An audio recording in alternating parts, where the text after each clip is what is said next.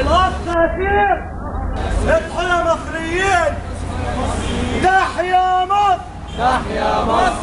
يا أقصانا لا تهتم، يا أقصانا لا تهتم. لا نفديك بالروح بالدم، لا نفديك بالروح والدم. يا فلسطيني يا فلسطيني يا فلسطيني يا فلسطيني، دمك دم ودينك ديني، دمك دم ودينك ديني. أحمد يا ياسين، أحمد يا ياسين، كلنا صلاح الدين، كلنا صلاح الدين. يا خالد يا ابن الوليد، يا خالد يا ابن الوليد، كلنا هنا شهيد، كلنا هنا شهيد. الشعب يريد تحرير الأقصى، الشعب يريد تحرير الأقصى. الشعب يريد تحرير الأقصى، الشعب يريد تحرير الأقصى، الشعب يريد تحرير الأقصى.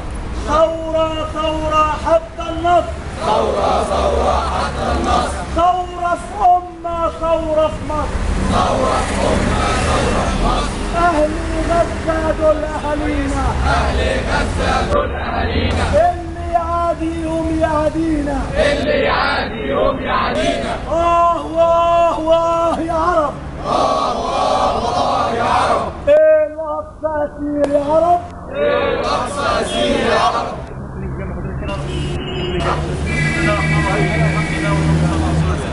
كل عام وانتم طيبين جميعا. عارف ان الجو شمس. برحب بحضراتكم جميعا واشكركم حضرات وسائل الاعلام على تشريفها لنا هنا في دار الحديث.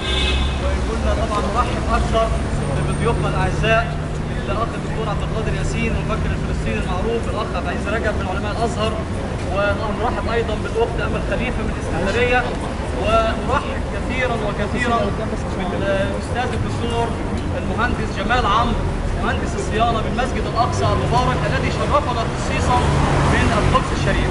رحب بالدكتور جمال عمرو. الله اكبر لله الحمد. الله أكبر لله الحمد. مع اول كلمه ان شاء الله باذن الله. طبعا انتوا عارفين احنا واقفين الوقفه دي ليه؟ عشان الزملاء اللي بيسالوا بعضهم مش واخدين بالهم. ذكرى 29/7 اللي هي بكره ان شاء الله باذن الله في ذكرى قديمه عند اليهود. اليهود اعتبروا بكره ذكرى خراب المعبد. عدة قصص عديده بقى من اساطير الفرقه بتاعت اليهود. الملك الروماني تيتس خرجهم سنه كام؟ الانجليز خرجوهم سنه كام؟ اسبانيا خراب المعبد المره الاولى والمره الثانيه. كل ده في هذا التاريخ اللي هو 29 يوليو اللي هو بكره. المفروض ان هم داعيين لاقتحامات كبيره للمسجد الاقصى المبارك، وهم عايزين ويدعوا اليهود لتخليص جبل المعبد من الاحتلال الفلسطيني. فاحنا خطوه استباقيه النهارده السبت 28/7 اتفقنا على عمل هذه الوقفه اللي لفت فيها هذا النداء حضراتكم والضيوف الكرام، ونستمع الى كلمات سريعه من الساده الزملاء الضيوف حتى تستطيعوا ان تسمعوا ما يحدث من داخل المسجد الاقصى المبارك مع بدايه الكلمات والمفكر الكبير استاذنا الدكتور عبد القادر ياسين. فليتفضل.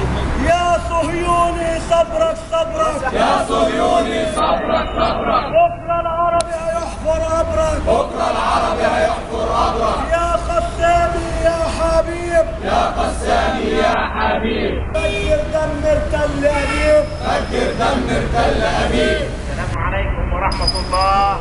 لا يغري الإسرائيليين الصهاينة على اقتراف ما يفعلون ضد شعبنا الفلسطيني وضد مقدساتنا الإسلامية والمسيحية إلا خنوع حكام العرب. نحن نناشد الجميع، نستثني الحكام ونناشد الأمة أن تتحرك لإنقاذ فلسطين وبضمنها المقدسات الإسلامية والمسيحية، وعلينا ألا نضع أيدينا على خدنا بانتظار أن يذبحوا بقية الشعب وأن يدمروا الأقصى الذي وعد حكام العرب بأن لا يتحركوا إلا إذا دمروه، ويوم أن يدمروه سيقولون للمسجد رب يحميه. والسلام عليكم.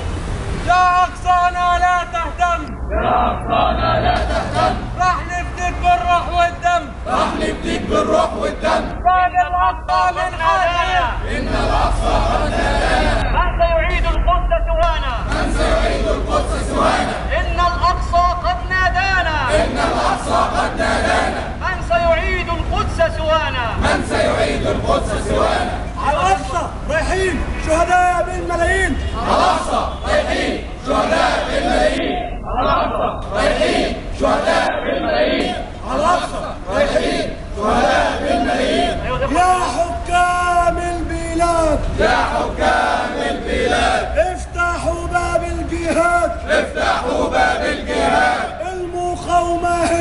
الحل، المقاومة هي الحل، ضد الغاصب والمحتل، ضد الغاصب والمحتل.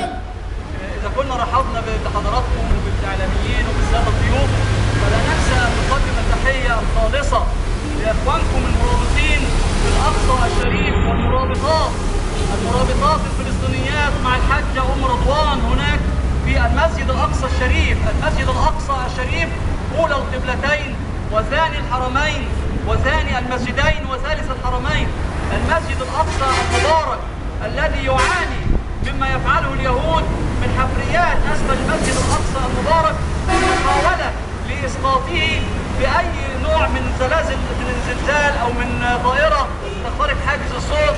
كل هذا ما يفعله اليهود اليوم في المسجد الأقصى المبارك واقتحام المسجد الأقصى المبارك سوف نستمع إليه قريبا إن شاء الله. والآن مع كلمة علماء الأزهر والأخ الدكتور عبد العزيز رجب، فليتفضل مشكور.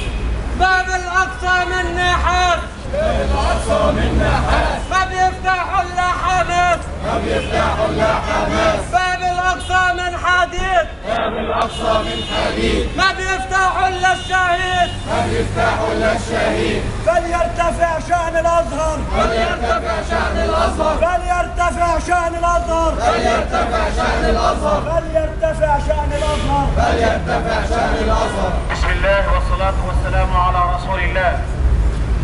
نداء من هنا إلى الصهاينة: ارحلوا عن القدس وارحلوا عن فلسطين فإنا قادمون.